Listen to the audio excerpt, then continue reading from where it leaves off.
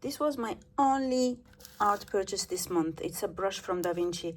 I had seen it when I was in Venice, and I've been thinking about it for a couple months because I absolutely love the whole brand. It's actually a German brand, and I wanted to buy some when I was there, and I kept taking it and putting it back and taking it and putting it back, and I eventually just decided to get it. I've read a lot about them. They're very good quality. They're quite fat, so quite easy on the hand, so you don't cramp up. And my idea is to have this for whenever I do some very fancy urban sketching. So I might not use it anytime soon, but I'm very slowly building this amazing kit for a very specific trip. I'm currently preparing for a trip next year. That is actually an art related trip. It's with a specialized group that does art themed small group tours with curators and things like that. I still didn't pick the region. I'm thinking maybe Siena or Florence, but these are quite an investment, so I definitely have to prepare for it. But yeah, I also want to do quite a few drawings in there. So this is what I got. Da Vinci Casaneo. I will be very honest, trying to do this drawing has been extremely frustrating. I already tried twice. It's not about drawing it. If I were drawing it freehand, I'd definitely do it very quickly. But it's more that I'm trying to apply the rules of perspective. This was my second attempt and I failed at it, and I'm super frustrated about it. So I just drowned my sorrows with a little bit of an art haul. So I bought this thing called a Swedish cloth and I cut it in four. And it's just because I'm already dreaming about my little travel sketching and all that. So that's one thing I bought. They're very cheap and normally people use them as dishcloth or they use them for hiking. But I just bought this and cut it into half. Also, I decided to get rid of this, just chuck it in recycling because it arrived dented. I didn't really like it. So I compared it to the other things that I have and I decided that I don't want to have something that I don't enjoy in my collection. So, I mean, it wasn't super expensive, but what I did is that I took all the magnets that were inside the little pans and I saved them so that I can use them somewhere else. So this, unfortunately, is gonna have to go to recycling. It is what it is. Instead, I bought these tiny little ones because when I had bought this folio palette, it's from AliExpress actually, it ended up being very good quality. So I just ended up buying these baby ones and they're so cute and they're so well made and very satisfying to open and close. So I might maybe next month, ouch, I dropped one of them. Next month I might actually buy this size of that, but I was thinking about it a little bit more and I thought, you know what, I don't really need to get that big one, because if I'm thinking about my urban sketching, which is something that I really want to get into in the next few months, I probably only need 6 colors. This arrived empty and I just put the 6 pans in there and I can do any combination I want because I have so many of these pans. So I was thinking 6 colors would be enough, but I could also choose whatever number of pans that I want to have. For example, this one has 12, and it's really more than enough because I'm not going to do something that is for urban sketching. I want to develop a persona or a sketching style where I have my own signature colors, and I'm already starting to think about my signature colors and I'm going to order those, but I'm not gonna start with watercolors anytime soon, but I'm very excited for this. I'm thinking this is going to live in here, my little travel sketching, but they are so satisfying to close. Such a difference versus this one, and sometimes you just need to accept a loss. This is £5 that will go down the drain, but it's okay. The other things that I bought are a couple books. So this is The Pencil by Paul Kala, and it's just because I think it will be a while until I get really into watercolors, and so I just thought if someday I have time I could try and learn more about doing things in pencil without it being too boring. And this guy is just a legend. And there is obviously Charles Dana Gibson, who invented the Gibson girl. That's an American illustrator. I'm also waiting on another book. This one, actually, I thought I would try to replicate some of his works, because the line work is quite amazing, and I would like to do that in colored ink, so green inks or something like that, and I would like to do it in my sketchbooks. That will be for later. But you can see I'm starting to get a little bit frustrated with the perspective work. I know I just need to get on with it, but I'm trying to really motivate myself by doing other things. Last night I finished this perspective, 3-point perspective thing. It was painful, but not as painful as the one before. And actually, I only have one page left in this sketchbook, so I don't know what I'm going to do in it. But anyway, here is what I've been up to. So I got a bunch of charcoal pencils, and they're notoriously soft and they're very easy to break. And I've been trying to know to get, look at my nails. I've been trying to sharpen them and then sand them. It's been a battle. Look how many of these I have broken. I initially tried to do it with my beautiful little sharpener. That didn't work, so I had to do it old school, and I kept breaking them. It's been painful, but I've done a bunch of them. So I've done 2 medium, 2 soft, 1 extra soft, and a white. And I hope that this will get me through my first session. And I've put them in this box. This is not the box that they came in, but I've put them in this box because it's articulated, so that I can close it like this and not worry about them breaking, because they're so fragile. This has been a very frustrating process, I would say. And then this is my sanding paper. I'm going to just remove this top one, and I think what I want to do is to buy a sanding screen, but I will do that next month. I also, yesterday I went to the London Graphics Center and I bought a couple things. So I bought this ruler. It has so many features, but yeah, so I got this thing. And then I got finally the Caran d'Ache Neo Color 2. These are the aquarelle pastel type of thing. These are the colors I picked. I haven't opened them, and I decided to not open them yet until I make some progress on charcoal, because I need to learn first how to use charcoal. But I'm keen to explore a number of mediums, but still always in what I consider the fine arts. So aquarelle, watercolor, oil paint, and then charcoal, etc. I am not touching acrylic. I just don't like the idea of all that plastic. I have this this is a transparent blender, so this is just an alcohol-based marker, and these are the refills for it. And I'm not going to be drawing with markers. I only got them because I want to explore pencils, and it's good to have a a marker base to them. I do have a couple other markers here that I bought when I was practicing doing my little what is it called, the studies, like the compositions. So I do have these two, and I learned recently that you can buy these refills. So this is called Copic ink, and because for the blender I know I'm going to be using it quite a lot, I do tend to go through stuff when I'm learning.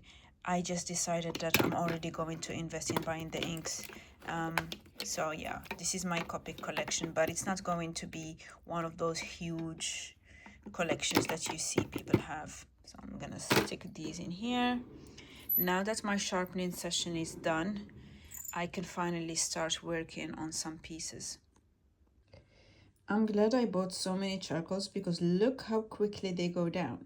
But here is my first attempt at a charcoal study.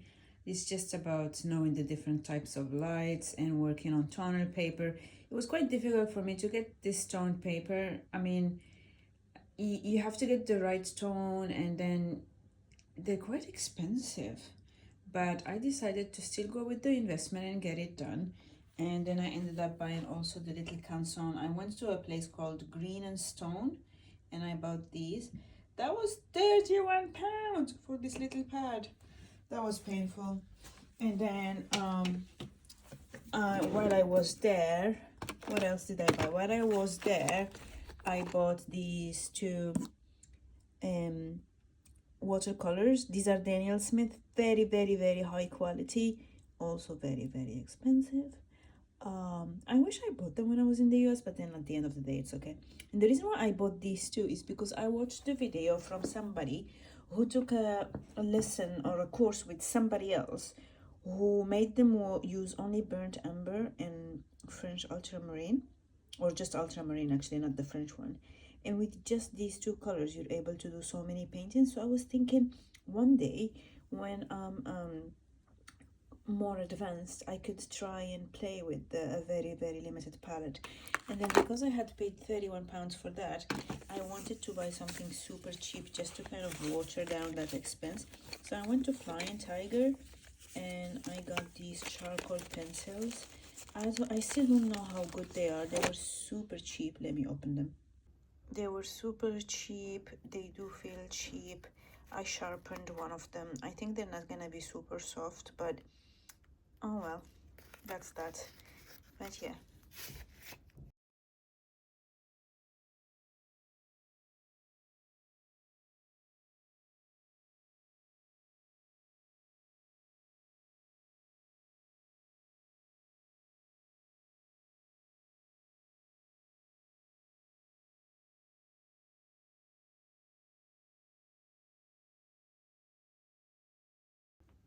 That's the finished product. I've done two spheres. I'm kind of toying with the idea of using a different tone, maybe something more brownish or something like that. So I will see what I got in my 31 pound kind of thing. This one. Maybe I'll get the brownish one. But yeah, I kind of like it. Yeah. I'm trying to sharpen these little pencils that I got from Flying Tiger because I'm going through sharpen pencils very quickly, and it would be good if I find ones that are quite inexpensive as I'm learning. And also because I'm not very good at sharpening them, I do tend to break them, and yeah. So I'm just going through this and I'm going to sharpen 6 of them and see how we're getting on with them. See, I just broke it. I know that I will probably get better at it with time, but also charcoal pencils are notorious for breaking, so hence me trying to find the least expensive ones to just play with.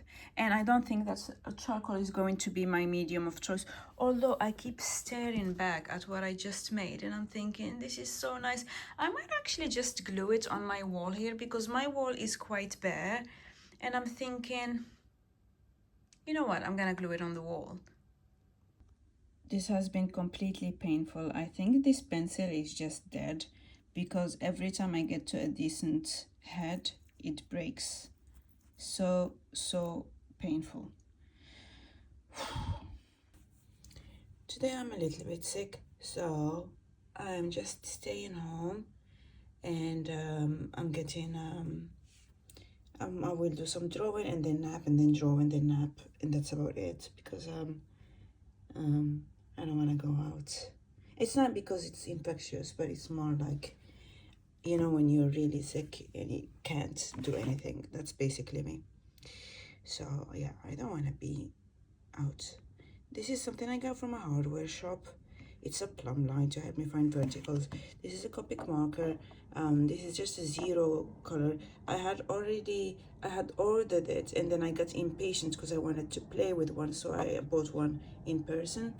And then I'm slowly building my watercolor collection. I think it will take about a year or two until I have all the colors that I want, but I'm definitely pacing myself just because I want to pick the colors properly. And I'm kind of, I mean, it's not just because they're expensive, but because you don't want to randomly pick a palette. But here's the thing. So Hooker's Green from Professional Winsor & Newton. I only got a pan because I have quite a few greens, and I need to find the one that I absolutely like. So pans always work. But the ones that I got in big tubs, and big is relative because I also picked various sizes. Is depending on how much I think I'm gonna use them. Payne's Gray I got in a 14 millimeter. New Winsor and Newton's Payne's Gray in professional grade is extremely famous. Everybody uses it, especially in urban sketching, but pretty much everything. It's a very pleasing color, so that's why I got a 14 milliliter. Then in Sennelier, I've always wanted to try Sennelier. When I was a child, my watercolors were honey-based watercolors, and don't ask me why I know that, because then you will realize that I used to actually suck my brush. But hey, I was taught by a Belarusian lady who brought me watercolors from Russia. Like, anyway, I don't know what I ingested, but it was amazing. And for years, I wanted to try something like this, Sennelier. I would probably buy a whole bunch of them when I'm in France. But it's not something that is so inaccessible that you have to wait until you go to another country to get them. It's just that it always feels good to go to the original store, so it's definitely on my list. And then I got these two colors from Winsor and Newton. And what you'll notice in this is that this is basically me building my urban sketching palette, because I have this fantasy of actually doing something and then using very unusual colors like this, and this to finish them. So these four are definitely my unusual urban sketching colors because I want to have that as a signature look. And look, I'm still learning to draw, I'm still learning a lot of things, so it's gonna take a while. And these are more natural colors for urban sketching. And because apparently I ordered a lot from Jackson's, they sent me this box of pencils, graphite pencils. Now, I've I have HBB, 2B, 4B, 5 and 6B. I've never had the 2H. That's extra hard, right? I've never had an F. I don't even know what an F is. I'm gonna have to look it up. And I've never touched an 8B, let alone a 10B. That would be buttery. So this is the widest selection of graphite pencils I've had. But since now I'm in the process of learning how to draw, I'm actually expecting to use quite a lot of things, and I know that I will be going through pens and pencils quickly. So in a way, I don't mind. What I'm not buying more of is sketchbooks. The only sketchbook I recently ordered is one with toned color, because I have been playing with toned color. I'm trying to learn things, and this Canson paper is amazing, but it's super expensive. So I will continue practicing on it, but I decided to buy cheaper paper for my. It's not cheaper, but it's more affordable because Canson is a French brand from the 16th century, and this is a large format, whereas the one that I ordered is a Strathmore, and is probably half the size, so good for practicing at home. I still have my big sheets that I'm going to use anyway. I got them, I'm gonna use them, but yeah, I initially started with a big sheet like that, with the intention of doing all my practice on things like this and then sticking them on the wall. And then I got this because I thought it was practical because I can close it while I'm waiting for. I ordered the fixative, like the spray, because otherwise charcoal just goes everywhere. But anyway, I'm just boring you. This is my haul. So we had finished the first drawing foundation course ending on this. Then I started learning a little bit of contour. You want some organic shapes, started with the pepper, then learn how to do the cross contour so that I learn to show the shapes of something that is spherical. Pumpkins are gonna be coming back quite a lot. And I think I did a decent amount of drawing in the month of July just because it's July, so we have more daylight, and I feel that on the weekends I could sit down and draw for 4 hours and be fine with it. I learned a few techniques like how do you envelope, create an envelope before you start drawing. But this looks very artificial, but it kind of helps with understanding the shapes. Same thing with different planes, cylinders, cube, cone, and always trying to play with the cross contours. Then I did a little bit of a what is it, still life. Then back to the organic shapes. This was meant to be a negative shape, so effectively there is something inside, but you kind of just showing the outside of it. And I did it again with a pot of flowers. That took forever. Then we got into perspective. Now I said I was naturally good at basic perspective because I used to do it as a child, so it naturally comes to me. But then once we had to do these things with the rulers and all the rules, it was a little bit more difficult. And it started getting even more difficult when I had to do many things on the same page. So every now and then I would just switch to a red pen or a blue pen or whatever, just to help me. And then we got into 3-point perspective, and that was super difficult for me. I mean, I followed the rules, but intuitively I don't get it. My brain doesn't get it. So I did do a few exercises in this. Then we moved to then I moved to doing some drawings in perspective. I'm not sure why this page is empty. I think it's because I tried initially to do the picture and I realized my proportions were wrong. Then I did this. That also took a very long time because I needed to draw pretty much everything in perspective and follow the rules. That's a single point. That's like a 1-point perspective where everything converges. So that's single vanishing point. That's fine. But then I had to do 2-point perspective with 2 vanishing points, and that was honestly very difficult for me. So I tried, didn't work. Tried again, didn't work. Was very, very frustrating. I abandoned this. And then I eventually did it because I'm a stubborn person. And I made a note like all the retail therapy. This is, I've been buying so many art supplies because I was so frustrated and I wanted to keep the spark for wanting to learn things properly alive. So I just bribed myself with some retail therapy. Also, this notebook ended up being too small because when you do the 2-point perspective, everything gets squeezed. So I made a note that I needed an A2 newsprint paper, but for some reason, every art store I went to didn't have it, and even online didn't have it. So that was quite challenging. I might end up buying an A2 sketchbook in another quality because newsprint is lightweight, but I might just get a better quality in Quality Day. So that was 2-point perspective. Then I eventually ended up doing 3-point perspective. That's when I did it right from the get-go. But you'll see that it had so many lines that although I started with graphite, I ended up just eventually finishing it with green pencil and also trying to do thicker lines just to be able to see it. And then I started doing this hatching exercise to prepare for my tonal work. I had bought some Flying Tiger charcoal pencils and tried a little bit of that. And that was a preparation for this exercise that I will tell you about next. Now, this concludes my first sketchbook.